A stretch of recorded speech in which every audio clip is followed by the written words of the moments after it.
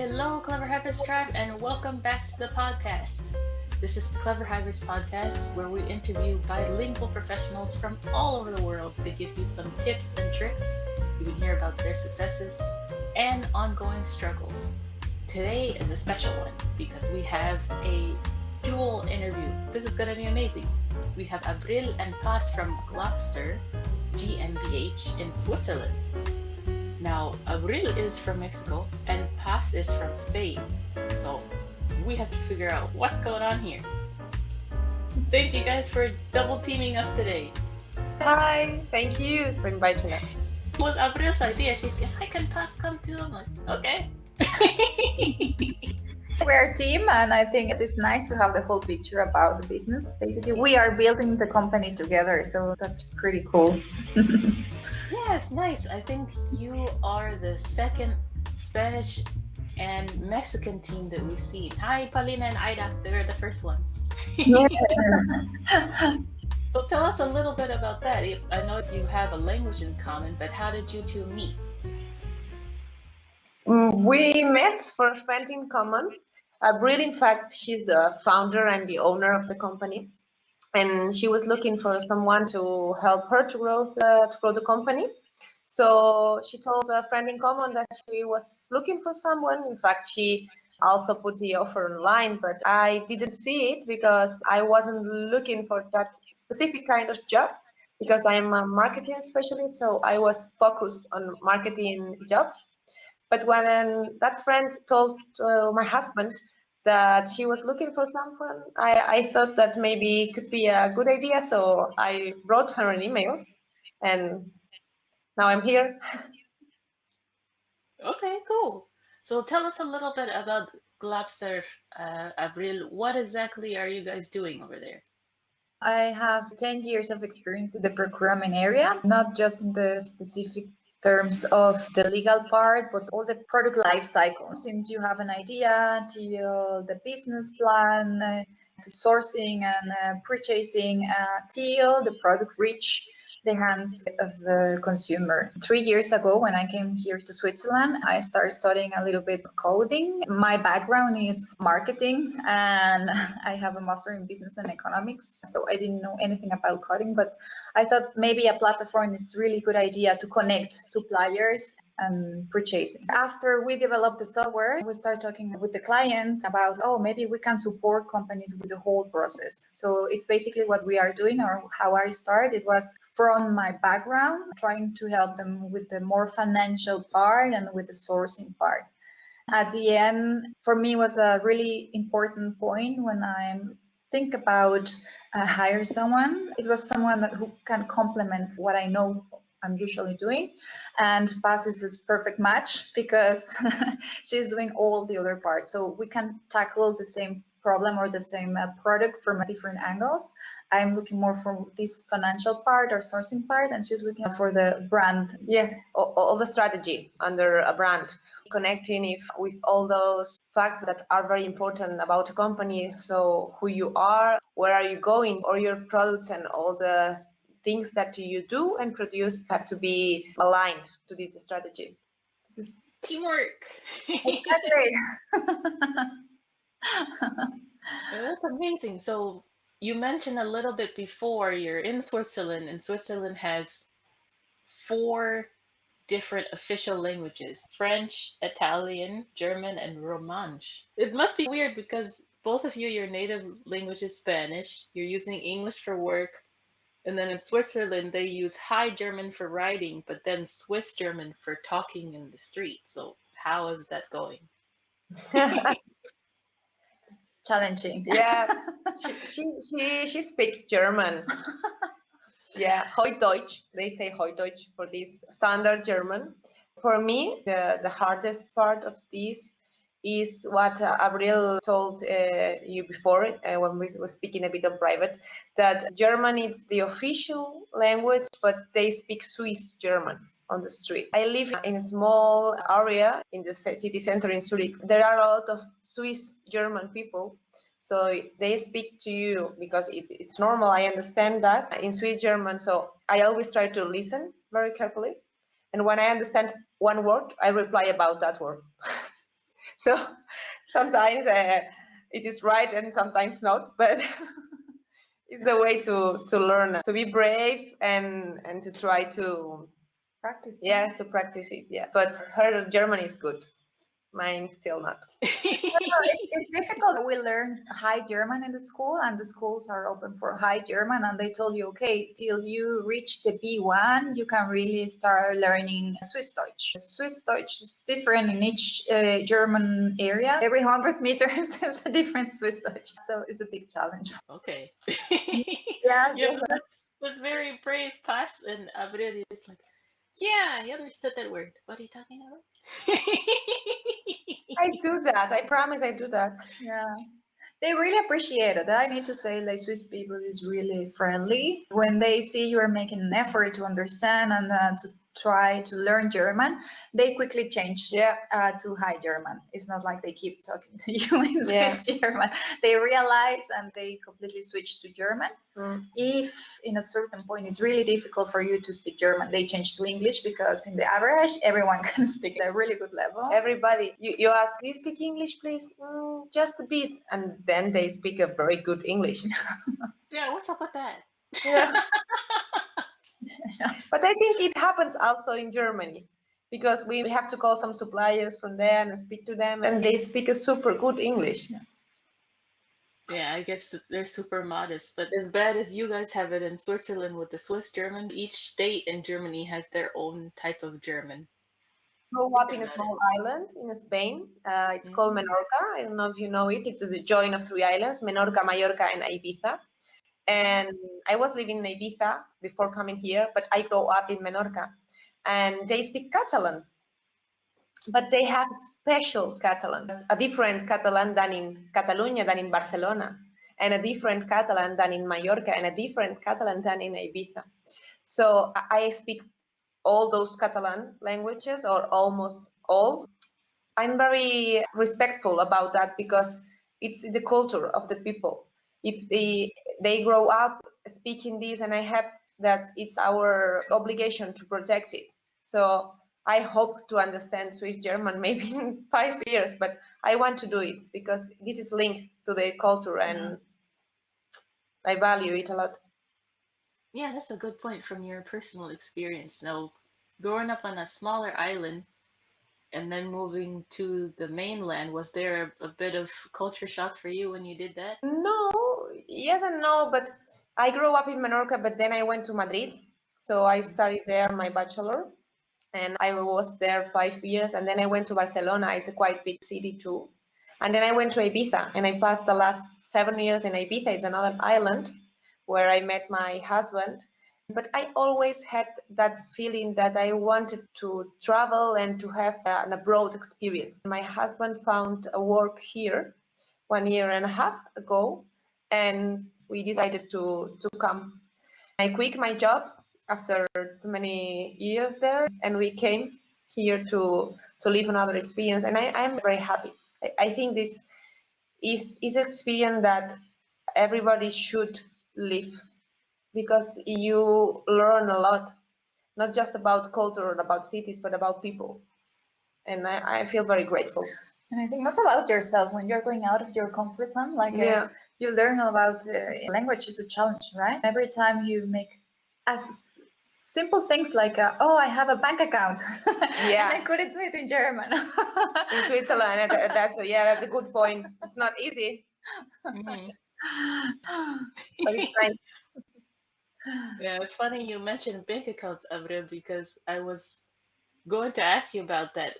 From the countries in Europe, it seems like the countries in DACH, the German-speaking region, it's very hard to be an entrepreneur. There's a lot of paperwork and a lot of stuff to figure out. So how have you been dealing with that? And what's the difference between, I don't know if they have that in Switzerland, but I'm a Kleinunternehmer, a small business owner.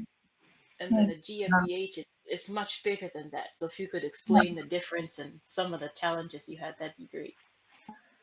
I need to say, like, I found Switzerland a really good place to be a founder. They have many supports, and the government is really open and willing to participate and help entrepreneurs.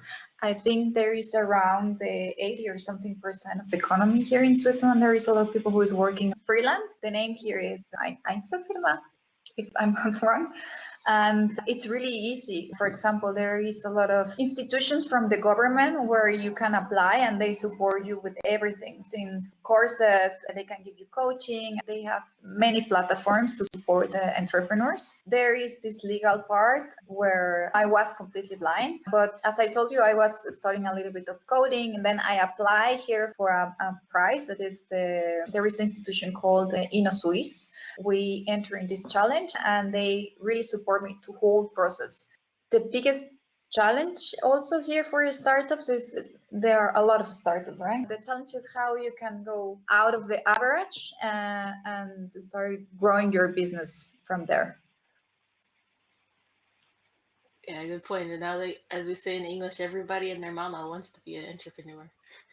Yeah, the government really support. It's super easy. If you are a freelancer, it is really easy. You can make your business by your own till a certain amount of money, and then you need to go to the register and make the registration for the business. But they are super clear and supportive. And just call the office and they actually going to help you. I need to say it's easier if you speak German, but if it's not, you need to ring someone who speaks German and can make the traduction for you.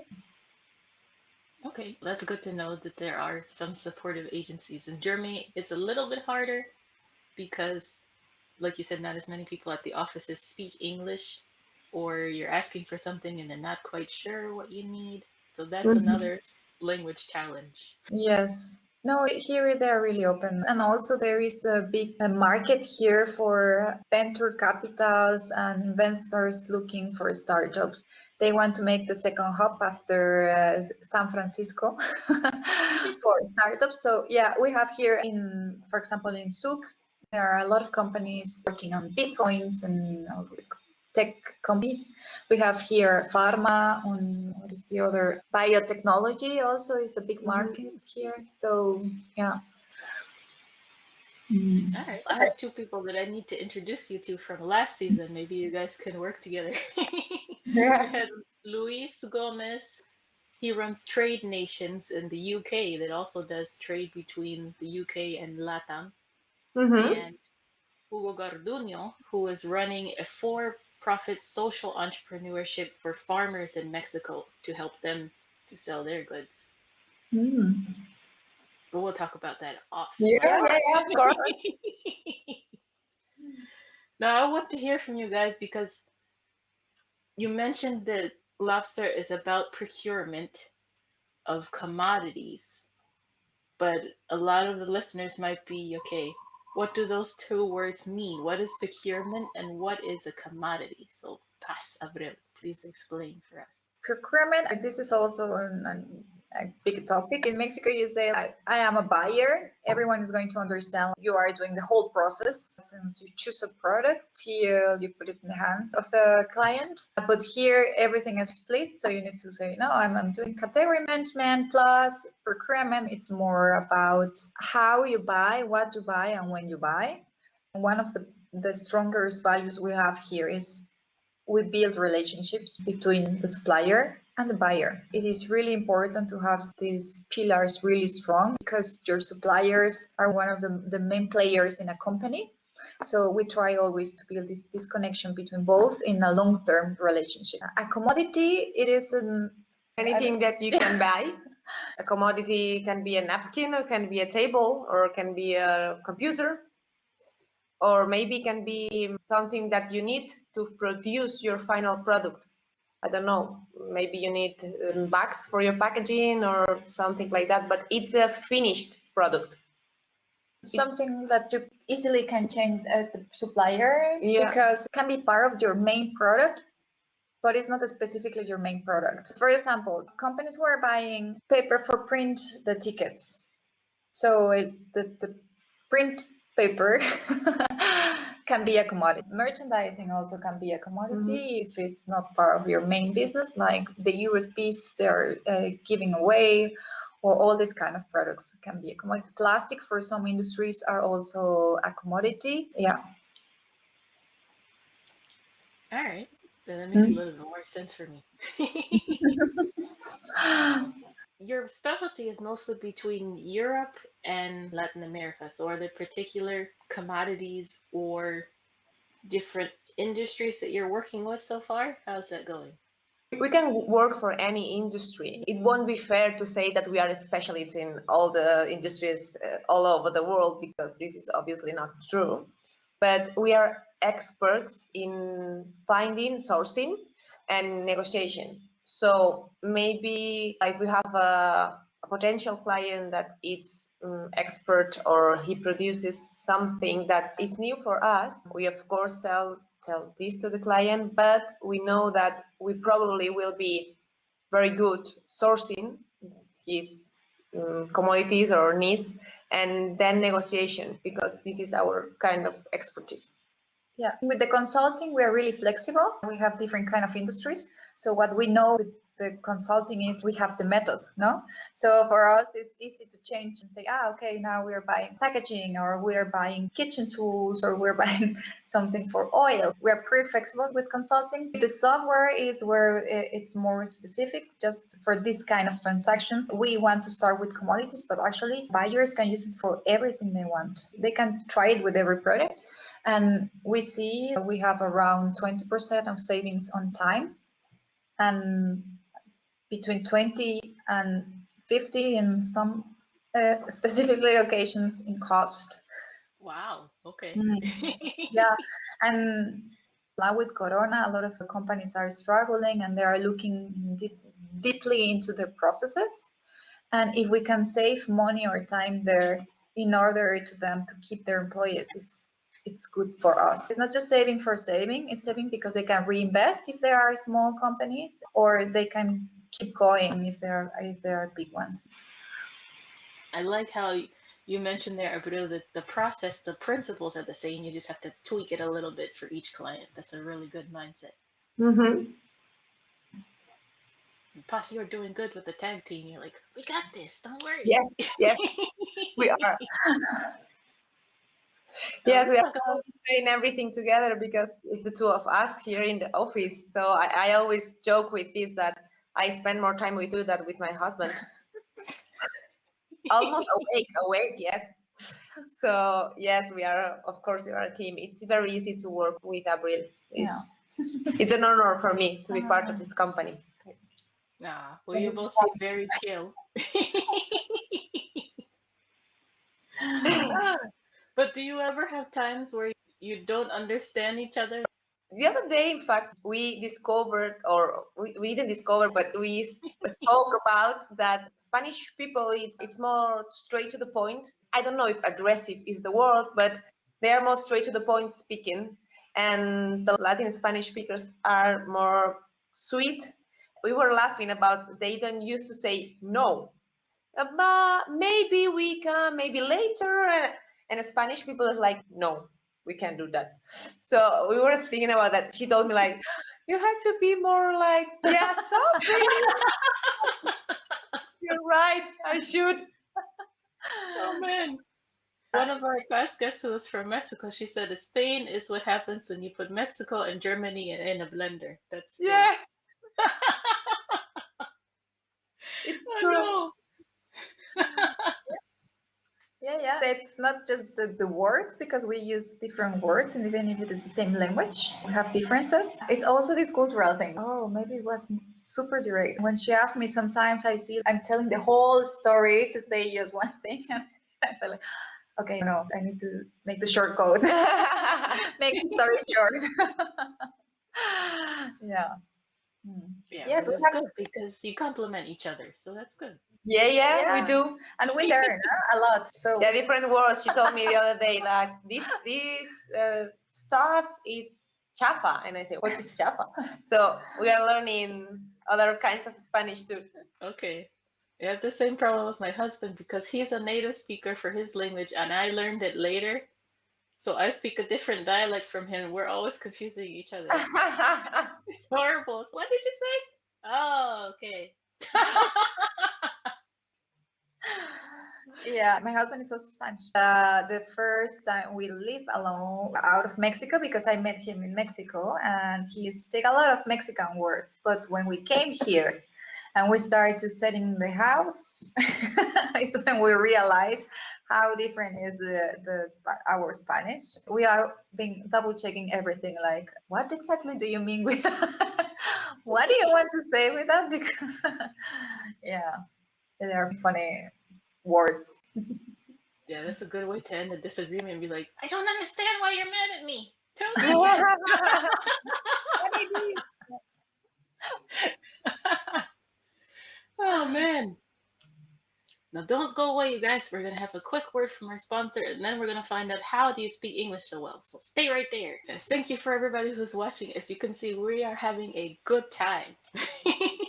Now, how are we able to have this good time with all of you at the same time? We're using Restream. Restream allows me to be able to stream to up to 20 different places at once. I'm not that fancy. I do use 4 at the same time though. LinkedIn, Facebook, Twitter, and Twitch. And I love how I can talk to all of you at the same time. It saves me time, and you guys can have fun with each other. So go ahead and check out the link below. It will also be in the show notes to try out Restream for yourself. Now back to Abril and Paz to find out more about their English journey. I learned it at school when I was a kid. And then I studied in Madrid, but I made a master's degree that had a subject in New York, in Fordham University. And I spent there a few weeks in a school and then practicing, working. Okay. Yeah, I think for me, I learned English at the school. And then after I finished my university, I went to live 1 year to Vancouver. At the beginning, I was just for 3 months, but then by that time, the airline just bankrupt and I lose the tickets back to home. So I decided to stay there for a year. That's what she wanted to do to her mama, but never know Oh the man. story. Yeah, that's a true story. Oh, mom, I'm sorry, I can't go back home. Sorry. And she's like, Yeah, what? Is this for real? What? I'm sorry. yeah, Yeah, I need I'm to not stay coming back. Yeah, in 1 year. Abril, maybe this was just a coincidence, but I hear about a lot of Mexicans going to Vancouver. Is there a reason that they choose Vancouver over other places? I think it's a really nice place to be like for us. It's easy now. It's even easier with the visa. There is a lot of schools that they're offering plans in Vancouver, cheaper and easy and fastest than the US. I think that's the reason, because I don't think it's the weather. To be honest, the weather is not nice. It's even minus 30 degrees sometimes in winter. Yeah. It can be really shocking for me, especially like I'm coming from Mexico City, and Mexico City is around 25, 27 degrees the whole year. So this kind of weather can be a challenge too. But yeah, I think it's the kind of schools and the programs they offer in Mexico. All right. And for both of you, since you studied English in school, did you have any shock once you started using it in the real world? Maybe, oh, I didn't know that I needed to know that. Yes, but it still happens to me every day. I'm learning every day at work or in a supplier's phone conversation or in Netflix at night. I'm learning every day. Yeah, I think there is a different kind of levels in English. The first one is like the surviving mode, I call it. when you are facing a real life, especially when you move to an English native speaking country, even at the supermarket, you need to put attention. What is she saying? Take my money. Here is it, because it's a different kind of speed. Then I think the process is your ears or your understanding gets better. With that, also the vocabulary comes. And then there is this level, the professional level, that is also something that we need to keep training. It's something that we learn every day, especially because we have different clients in different sectors. So we need to quickly take the vocabulary also for our clients as our vocabulary. Yeah, very good points. Now, both of you, we already mentioned that you complement each other in terms of your personality and your different strengths. How do each of you learn? We have pretty much three different types of learners. Those who learn by listening, by seeing, and then others, they have to learn by doing something. Which one would you say that you are? I learn listening. I learn seeing how to see makes or prepares a proposal for a client, and I learned doing it as well. Really, she likes a lot this applying methodology about doing it yourself and write it and doing so. I don't know if you can see it. I can show you here. We're all putting posts, yeah, and writing on the walls. We were 1 hour before speaking with you, talking about a client, and I was talking to her, and I said, no, put it there on the wall. Okay, so I did it. Write it down, right? Okay, so how do you feel that knowing that helps you to learn more efficiently? I think doing it, yeah, practicing, launching into it, like I'm going to do it. It's probably the first time you fail, and the second and the third, but every fail you learn. You can have the theory of whatever you want, but if you never practice, you're never going to experience and make it part of you. For example, in German, if I made a mistake and someone correct me, I'm going to learn, no? I'm never going to forget this word, or at least I'm going to put attention next time when I want to use this word. There is not mistake that you cannot correct, no? Yeah, it's true. If you're not gonna die, you might as well try it. Exactly. With the language, we realize you force yourself to speak German till the point you cannot more. And then you ask, okay, speak English. And most of the time, they answer you like, ich bin geduld. So you can continue. Breathe in, breathe out. And please keep going because you can do it. Oh, that's nice of them. They're like, yeah, I'm patient. Keep going. Good attitude. I like it. Do you feel like when you speak another language, your accent changes? You feel like you're another person? And then sometimes it doesn't switch back when you switch the languages. People are like, what's going on with your voice? And you're just like, who are you? This happened to me also in Catalan, with Catalan and Spanish. I think that in Spanish I have a louder tone, I don't know. But then in Catalan I speak like this. Yeah, and all my friends and my husband tells me like, when you speak Spanish, you are other person. Yeah. Oh man, I was watching a joke about that the other day. It's like, do you feel like when you speak Spanish, your voice is higher than in other languages? And I'm like, yeah. It is. Even for the Spanish speaker. Yeah, it's weird. It's like Spanish, English, German. Yeah. What? Yeah. At the beginning, I was like, oh, why they're always fighting? It sounds like German sounds really strong, like they are math or something, but arguing, arguing, but now I understand. I don't know, it's normal. Yeah, they're just having a conversation about the weather, or even telling you look really nice today, but it sounds For example, something is challenging for me is the pronunciation. Or at the beginning was the reading the vocals. Yeah, Schweiz, SCHWY, and when they used to join like 3 words to say another new one, and you have 30 letters. Yeah, where I should start here? It's like, yeah, those get me crazy because I'm like, I missed the letter. The whole word is wrong. Yeah. Yeah. And then also, like, I start realizing, like, you don't need to read the whole letter in just once, no? You can breathe.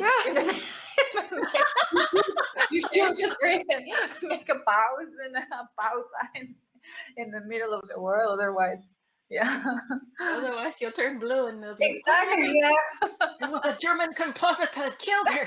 I'm surviving the German lessons. That's okay. We'll be fine. We'll all be fine. You guys are amazing. Thank you so much for your time. And thank you. I know we've been flashing your info, but if you could say one more time, just for the audio listeners, how they can get in touch with you, I would really appreciate that. They can contact us by email, for example, abril@glopser.com, or maybe they can contact via website. We have a contact formula there, or maybe LinkedIn. We are always there, so we can reply all your messages. And my email is easy too, because it's path@glopser.com, and I'm here as well. We can reply all your questions. I think people will definitely need your help because the economy has been changing a lot with COVID, as you mentioned, Abril, and Paz. People need to know what they don't know, the marketing side. So you got it. Yeah. Thank you, But Gaby. yeah, no problem. Thank you so much for coming. And it was a good idea to have both of you here at the same time. Yeah, thank you very much. Keep in touch. We will Definitely. And follow. don't go away. I'll talk to you in a minute. Super. All right, Clever Harvest Tribe. And that is all for Abril and Paz today. I hope you enjoyed it as much as I did. I haven't laughed that much in a while. And for those of you who are wondering, okay, Clever Hybrids is cool. They got a nice podcast, but what else do we do? Clever Hybrids is a consultancy. So we work with people to improve their English, but also their soft skills. Just like Abril and Paz mentioned, even though there are different countries that speak the same language, often they have different cultural expectations. So if you're working with people from the UK, it's different from working with people from the United States or Canada or even Australia. So it's important to consider that as well as learning English. So you can follow us on Instagram and Twitter at Clever Hybrids, or check out our services and make an appointment. cleverhybrids.com/r-services. Until next week, don't forget, optimize through principles, not rules.